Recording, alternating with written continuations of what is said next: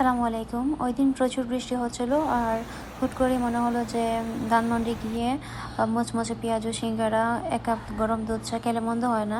তো সেজন্যই বোনদেরকে নিয়ে চলে গিয়েছিলাম ধানমন্ডির নেভাল পয়েন্টে।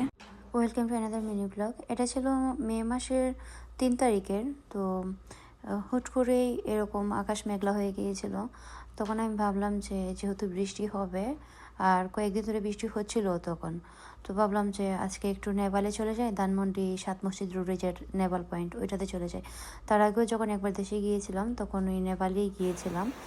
আর এভাবে বৃষ্টি দেখতে দেখতে আমার আসলে ভালোই লাগে, কারণ সৌদি আরবে তো ওই রকম বৃষ্টি হয় না। এরকম বৃষ্টি হয় না বলতে আমি এটাই বোঝাতে চাচ্ছি, বাংলাদেশে যেভাবে একটানা কয়েক মাস বা মুষলধারে বৃষ্টি হয়, সৌদি আরবে বৃষ্টি হলেও সর্বোচ্চ ১ দিন ২ দিন হয়, আর সেটাতেই রাস্তাঘাট সব কিছু একদম ডুবে যায়।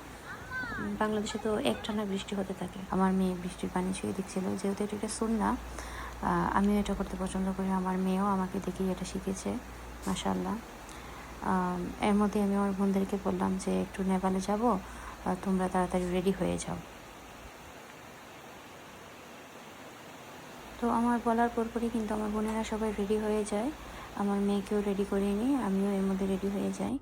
তো আমরা ৪ বোন আর আমার মেয়ে আমরা যাচ্ছি। আর আল্লাহ সুবহানাহু ওয়া তাআলার শুকরিয়া আদায় করে আসলে শেষ করা যাবে না। আমার হাজব্যান্ড এবার যে গাড়িটা কিনে দিয়ে গিয়েছিলেন আমাদের জন্য, এই গাড়িটা থাকায় আমাদের জন্য অনেক উপকার হয়েছে। তো আসলে আমরা আল্লাহ সুবহানাহু ওয়া তাআলার কোন নিয়ামতকে অস্বীকার করবো? আল্লাহ সুবহানাহু ওয়া তাআলার কোনো নিয়ামতকে তো অস্বীকার করার ক্ষমতা আমাদের নেই। আমরা প্রতিটা মুহূর্তে আল্লাহ সুবহানাহু ওয়া তাআলার অফুরন্ত নিয়ামতের মধ্যে ডুবে আছি। বাসা থেকে বের হয়ে নিচে নেমে যাচ্ছিলাম, আর লিফটের মধ্যে নেওয়া এটা একটা বাজে অভ্যাসে পরিণত হয়েছে, এটা আমাকে ছাড়তে হবে। এর মধ্যে আমাদের মামাও কিন্তু নিচে নেমে গিয়েছেন। আর আমি আজকে যে আভায়াটা পরেছি, এটা আমি বাংলাদেশের খাবার বুটিক পেজ থেকে নিয়েছি, ওনারা সৌদি আরব থেকে ইম্পোর্ট করে। খাবার বুটিক থেকে আমি এর আগে অনেকগুলো আবায়া নিয়েছি, কিন্তু ওইগুলো ছিল ওনাদের ফ্যাক্টরিতে তৈরি। এই ফার্স্ট টাইম আমি ওনাদের কাছ থেকে ইম্পোর্ট আবায়া নিয়েছি, যদিও আমি সৌদি আরব থেকে এগুলো কিনি। আর এই তো বাসার নিচে নেমে এসেছে, এসে দেখি যে মামা এখনও গাড়ি বের করেননি। আর এই গাড়িটা শুধুমাত্র আমাদের পার্সোনাল ইউজের জন্য কিনেছেন আমার হাজব্যান্ড। বাসা থেকে বের হওয়ার পরই দেখি এত পরিমাণে ট্রাফিক জ্যাম যে কি বলবো। এই অটো রিক্সাগুলোর জন্যই আসলে মূলত এগুলো হয়। ঢাকা শহরের এই জাম নিয়ে আর কি বলবো, এই জাম নিয়ে তো কোনো কিছু বলার নাই, কারণ আমার মনে হয় কি, আমি জানি না আপনাদের এই ধরনের মনে হয় কিনা ঢাকাবাসীদের কাছে, যে ঢাকার যে বেশিরভাগ এই জামটা এটা শুধু অটোরিকশার জন্যই হয়। আর এর মধ্যে আমরা ধানমন্ডি সাত মসজিদ রোডে চলে আসি। তো নেভাল পয়েন্টটা হচ্ছে কাচ্চিবাইয়ের নিচে, আর উপরে হচ্ছে কাচ্চিবাইটা। এক্স্যাক্ট লোকেশন যেটা, এটা হচ্ছে ৭ মসজিদ রোডের। এটা আপনারা জানেন, যারা আছেন জানেন, তবুও বললাম আর কি। নেভাল পয়েন্ট খুবই ছোটো, ভেতরে বসার মতো তেমন একটা আহামরি জায়গা নেই। আর এর মধ্যে কিন্তু আমি অনেকগুলো খাবার অর্ডার করেছিলাম, আমার টোটাল বিল এসেছিল ২৬০০ মতো সম্ভবত। তো আমি আসলে এর আগের বার যখন গিয়েছিলাম খুব অল্প পরিমাণে অর্ডার দিয়েছিলাম, তো আমার মনে হয়েছিল যে এবার একটু বেশি বেশি করে দিই, কিন্তু এত বেশি হয়ে যাবে আমার ধারণা তো ছিল না।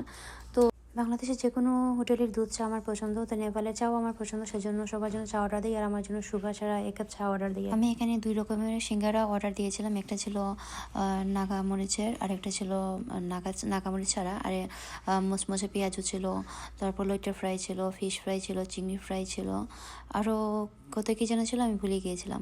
আর এর মধ্যে আমি আমার মেয়েকে ওই চাচার কাছ থেকে একটা বেলুন কিনে দিলাম, ও ছোটো থেকে এই বেলুনগুলো অনেক পছন্দ করে।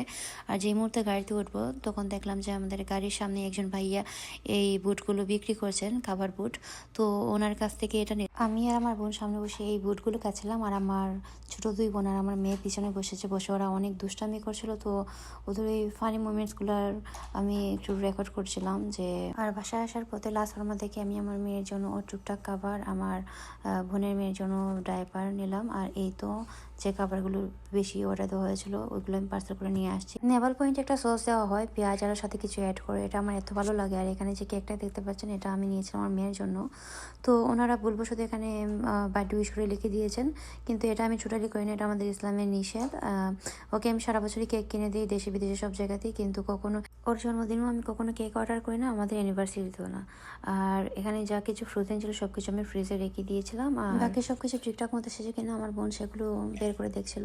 তো এই তো, আসসালামু আলাইকুম।